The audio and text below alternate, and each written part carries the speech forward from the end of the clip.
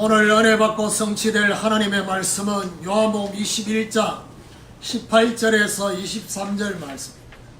요한복음 21장 18절에서 23절 제가 한 절 읽고 여러분 한 절 읽고 교도하도록 하겠습니다. 내가 진실로 내게 이르노니 내가 젊어서는 스스로 띠띠고 원하는 것으로 다녔거니와 늙어서는 내 팔을 벌리리니 남이 내게 띠띠고 원하지 아니하는 것으로 데려가니라. 이 말씀을 하시는 베드로가 어떠한 죽음으로 하나님께 영광을 돌릴 것을 밝히시리라. 이 말씀을 하시고 베드로에게 이르시되 나를 따르라 하시니 베드로가 돌이켜 예수께서 사랑하시는 그 제자가 따르는 것을 보니 그는 만찬석에서 예수의 품에 의지하여 주님을 파는 자가 누구오니까 묻던 자더라.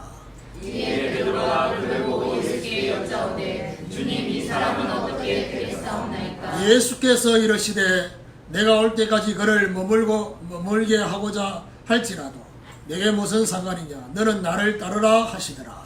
이 말씀이 형제들에게 나가서 그 제자는 죽지 아니하겠다 하였으나 예수의 말씀은 그가 죽지 않겠다 하신 것이 아니라 내가 올 때까지 그를 머물게 하고자 할지라도 내게 무슨 상관이냐 하신 것이라. 아멘. 교도한 말씀을 가지고 하나님께 영광 돌릴 죽음이라는 제목으로 말씀을 증거하기로 합니다. 우리 옆에 분하고 인사하도록 하겠습니다. 믿음의 발자취와 유산을 남깁시다. 믿음의 발자취와 유산을 남깁시다. 우리 주님께서 제자 베드로에게 목양을 위임하시는 은혜를 주시려고 주님을 사랑하는지에 대한 점검을 지난 주간에 하셨습니다. 주님의 사랑으로 주님의 심정으로 목양하도록 하시며 가르침이 아닌 먹이는 정인으로 말씀과 기도로 치도록 그렇게 하셨습니다. 오늘 본문은 인생을 마감하게 될 베드로의 죽음에 대해서 기록을 하고 있습니다. 성경은 좀 어떤 면에서 이렇게 창세기도 그렇고요. 성경에 보면 창세기는 생명으로 시작했다가 마지막 장 요셉의 죽음으로 끝나거든요. 이런 뭔가 나름대로의 이 공식을 좀 이렇게 적용해 놓은 데가 있습니다. 요한복음 1장에도 예수님께서 생명의 빛으로 오셨다. 우리의 생명에 대해서 말씀을 하시고 오늘 요한복음 21장에도 죽음에 대해서 마무리를 하는. 그런데 요한은 분명히 그냥 죽음이 아니라 베드로의 죽음을 통해서 하나님께 영광을 돌릴 죽음이 있다는 사실을 강조를 하고 있습니다. 오늘 하나님께 영광 돌릴 죽음의 의미가 무엇인지를 발견하시고 저와 여러분도 이런 죽음을 맞이하는 이런 죽음을 사모하는 이런 축복이 있기를 예수 그리스도 이름으로 축원합니다. 일단 나이가 드신 분들은 아멘을 하는데 청년들은 아멘을 안 해요. 아직 죽음하고 관계없다고 생각하는데 그거는 모르는 일이에요. 하나님의 사명이 다 끝나면 하나님 불러가시거든요. 자, 그러면 첫 번째로 그리스도가 주인된 인생의 죽음. 18절을 보면요. 내가 진실로 내게 이르노니 네가 젊어서는 스스로 띠띠고 원하는 것으로 다녔거니와 늙어서는 내 팔을 벌리리니 남이 내게 띠띠고 원하지 않는 것으로 데려가리라 했습니다. 예수님께서 두 번이나 진실로 이거는 다른 말로 하면 아멘 이런 뜻인데요. 이 진실로를 두 번이나 강조하신 것은 굉장히 엄중하게 말씀하시려고 하는 내용이 그 다음에 있다라는 것을 강조하기 위한 겁니다. 자, 여기서 진실로라고 말하면서 그 다음 뭐라 하냐? 내가 젊어서는 이 말은 무슨 말이냐? 육신적으로 이 젊음은 뭘 말하느냐? 자기 중심적인 젊음. 자기 중심적인 젊음이 강한 사람일수록 어떻게 해요? 타인을 배려하는 마음이 적다.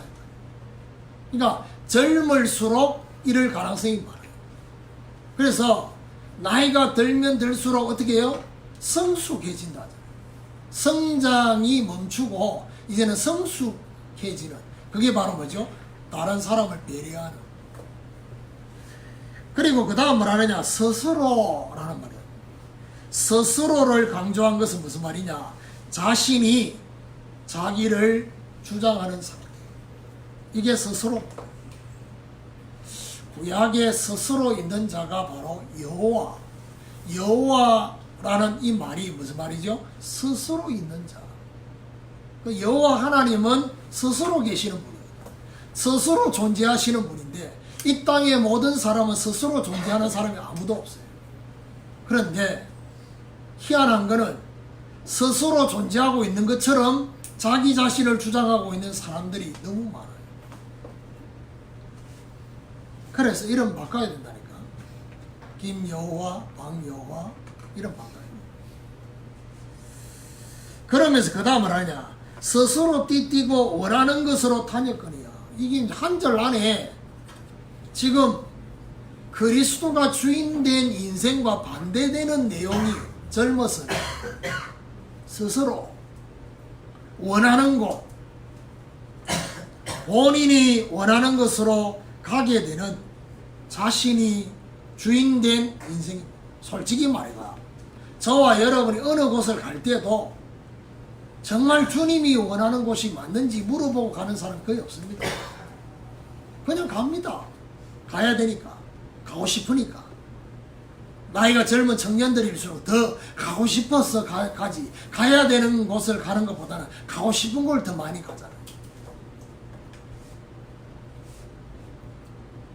해야 되는 일보다는 하고 싶은 것을 더 하고 싶어 하는 것이 젊은 사람들의 특징이에요. 이런 인생을 살다가 가면 어떻게 되느냐?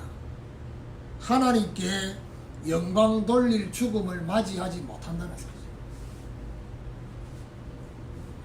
그리스도가 주인된 인생이 아닌 사람들은 평상시에 하나님께 영광 돌릴 것에 대한 관심이 전혀 없어요. 요한일서 2장 15절 16절에 보니까 세상에 있는 것들을 사랑하지 마라. 왜요? 육신의 정욕, 안목의 정욕, 이성의 자랑, 이런 것들이 세상 사랑 가운데 주가 되어 있다. 오늘 저와 여러분 결국 하나님께 영광을 돌릴 죽음을 맞이하기 위해서는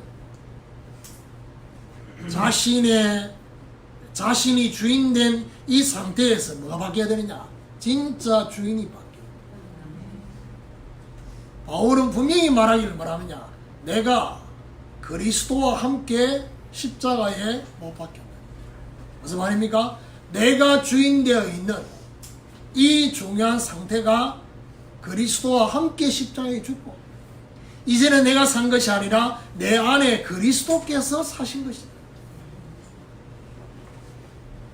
예수 그리스도가 진정으로 나의 주인, 나의 주님, 나의 주인님이 되어야 돼. 주님이라 하니까 늘 너무 익숙하게 들으니까 주인님하고 주님은 어감이 다르잖아요. 주인님이 되어야 돼. 그리고 그리스도가 주인되면 뭐야 되느냐? 주인된 그리스도에 의해서 살게 됩니다. 바울이 분명히 말하기를 너희가 예수 그리스도를 주로 받았으니 그 안에 성하며 그 안에 뿌리를 박으며 믿음에 서서 감사함이 넘치도록. 오늘 제가 기원 기도를 할 때 빌립보 1장 20절 21절을 읽었습니다. 살든지 죽든지 내 몸에서 그리스도가 존귀하게 되기를 원한다. 이게 바로 뭐지요? 사도 바울이 사는 목적이었습니다. 그리스도가 주인된 인생은요, 목적이 달라요. 내 안에 사는 것이 그리스도니 죽는 것도 유익하다 했어요. 제가 목사다 보니까 성도들의 임종을 많이 지켜왔습니다. 그런데 한 분에게 여러 번 가서 기도를 하는 경우가 있어요. 그렇죠. 한 분에게 여러 번 기도를. 그런데요, 중요한 거는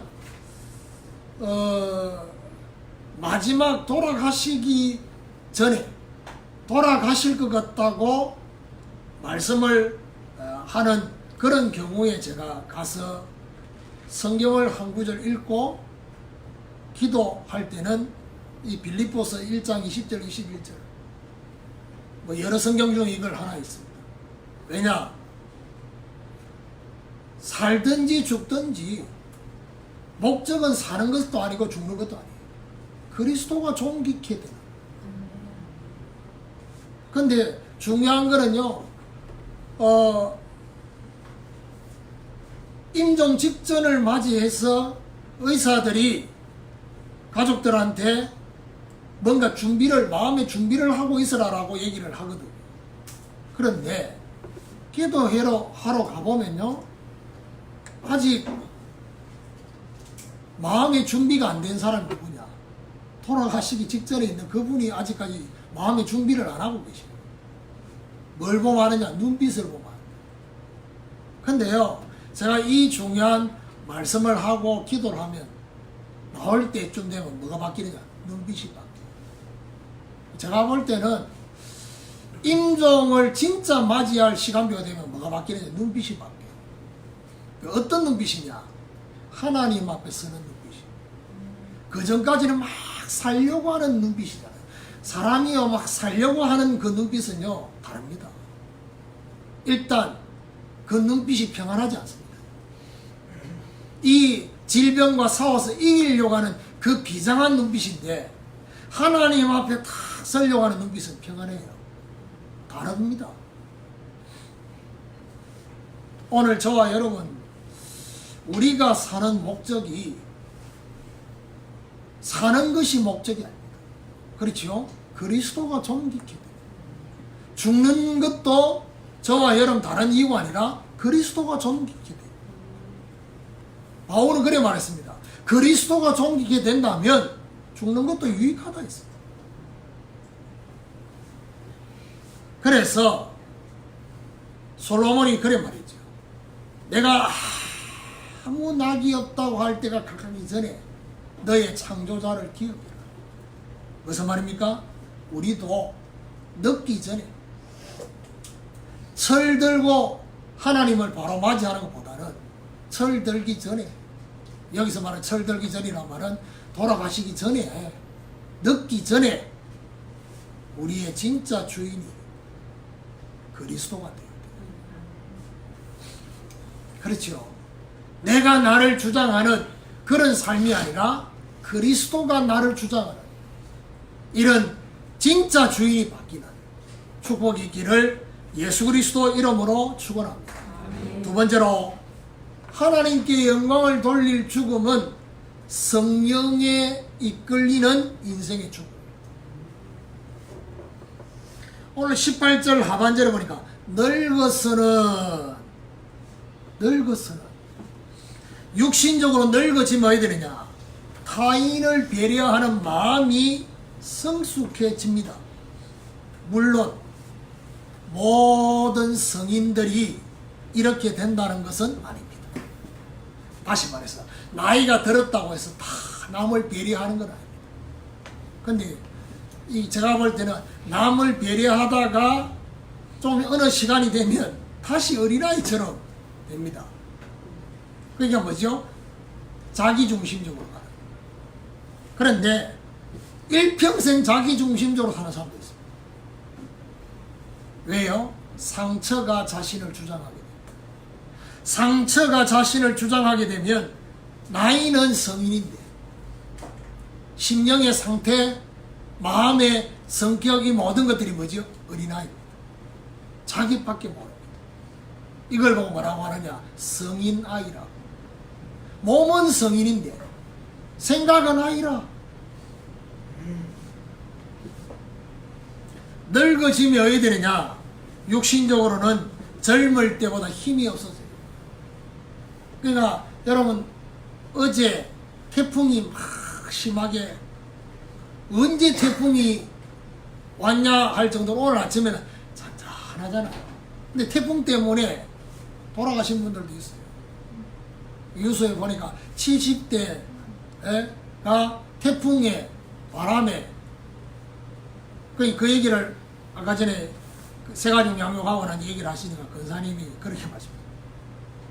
웃으시면서 70 넘으면 일단 다리에 힘이 없었어. 야, 오늘 말씀하고 너무 그러니까요, 젊을 때는 내가 나를 주장할 수 있는 힘이 있는데 나이가 드시면 힘이 없어요. 특히 서 있을 힘이 잘 없어요. 그러니까 척추를 똑바로 딱 펴가지고 있을 힘이 없어지니까 나이가 드시면 이래야 되잖아요. 힘이 없다는 얘기예요. 그러면 결국 어떻게 됩니까? 이렇게 계단이나 이런 게 올라올 때도 혼자 올라오기 힘들어 누군가 부축해가 올라야 돼요. 그 얘기입니다, 지금. 자기 자신이 자기를 주장하기가 쉽지 않는 상태가 된다 이 말이에요. 늙어지면. 그러면서 말하냐, 정말 주님은 남이 원하지 않냐 하는 것으로 데려갈 것이다 라고 이제 늙어서 그래 말했습니다. 여기서 남이라는 의미는 두 가지 의미가 있어요. 하나는 실제로 다른 사람을 의미하기다. 다른 사람이 베드로를 원치 않냐 하는 곳으로 데려갈 것이다. 그런 의미가 있고, 또 다른 의미가 뭐냐? 성령께서 주장하는, 성령에 이끌리는, 성령의 인도를 받는 상태를 말합니다. 그러면서 늙어서는 내 팔을 벌리리 남이 내게 띠띠우고 원하지 않은 것으로 데려가리라. 여기서 뭐를 암시하고 있냐 하면요, 타인에 의해서 죽게 되는 순교를 암시하고 있는 장면. 근데 중요한 거는 타인에 의한 순교도 성령에 이끌려야지만이 가능합니다. 순교하고 싶다고 순교가 되는 게 아닙니다. 나는 순교하다 갈 거야. 그러고 싶다고 그렇게 되는 게 아닙니다. 성령에 이끌려야 돼. 순교자의 축복을 받아야지 가능하지.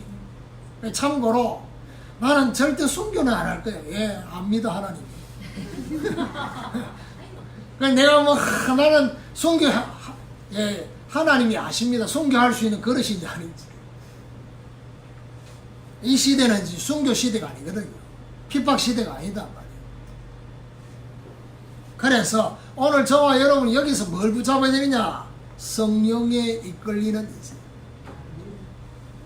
우리도 성령에 의해서 타인을 위하고 타인을 살리는 이런 삶으로 바뀌는 이런 축복이 있기를 예수 그리스도 이름으로 축원합니다. 세 번째로 믿음의 유산 남긴 증인의 죽음.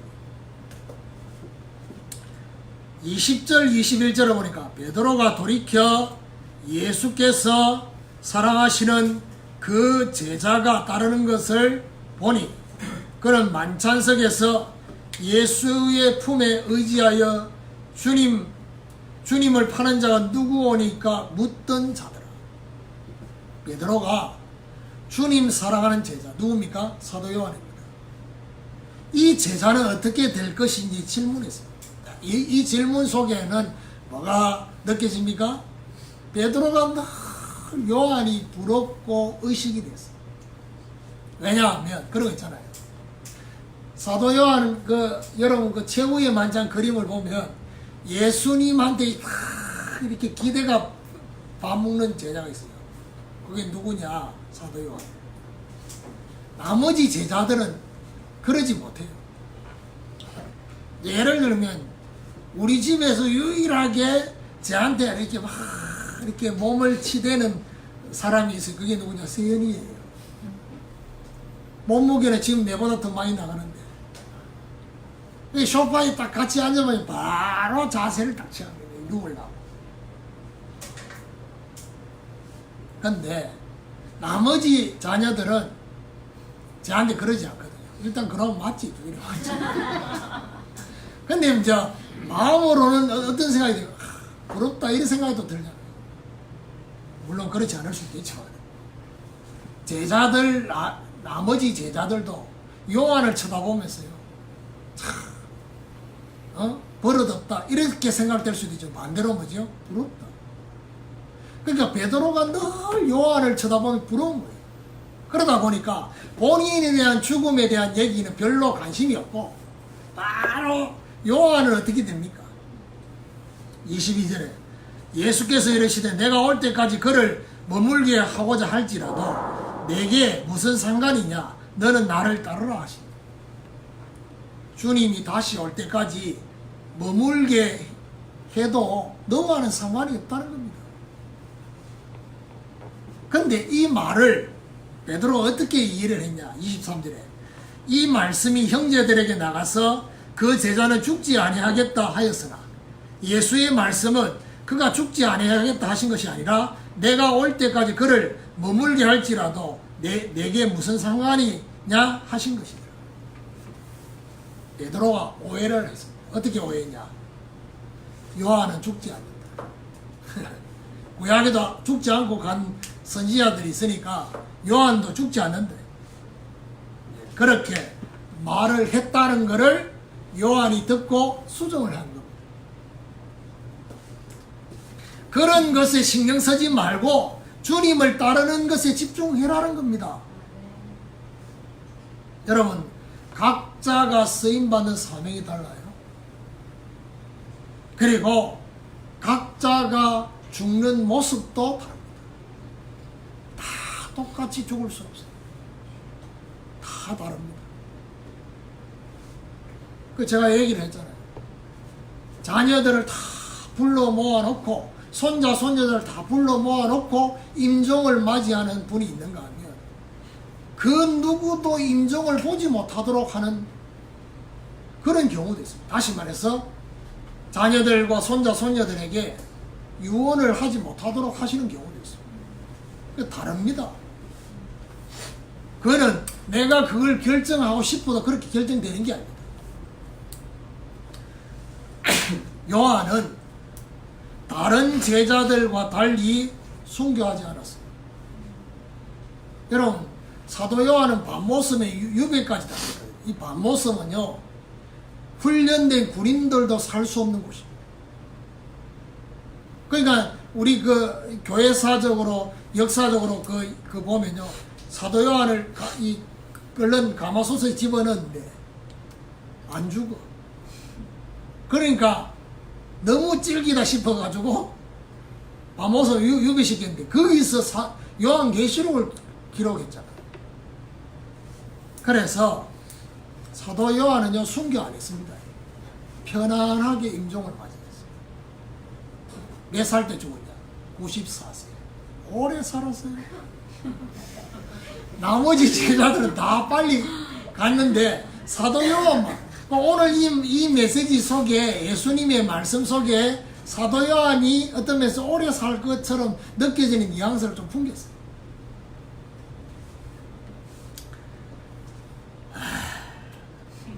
지금 이 시대는 100세 시대라는데 저와 여러분도 어떤 면에서는 이제 오래 살고 싶겠지.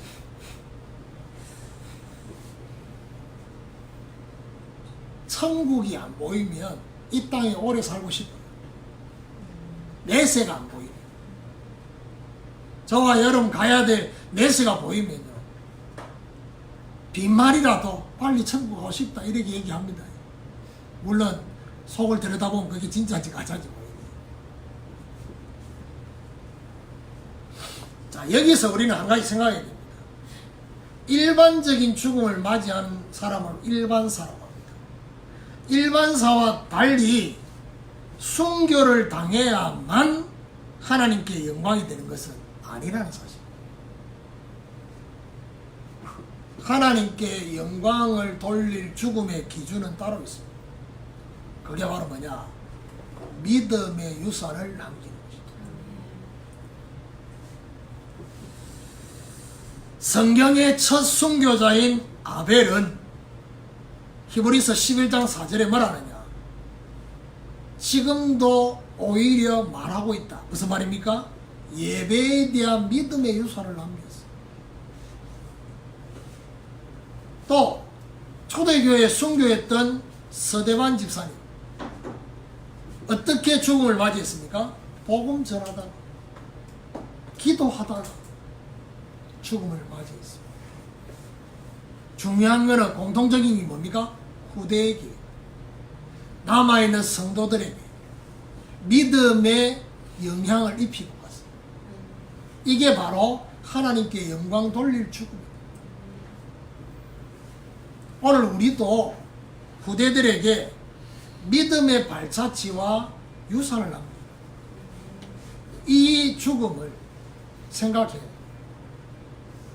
그래, 오늘 청년들은 내가 볼 때 이 메시지가 앞으로 죽음의 날이 한참 남았기 때문에 오늘 이 메시지가 별로 가슴이 안 와닿을 수 있어요.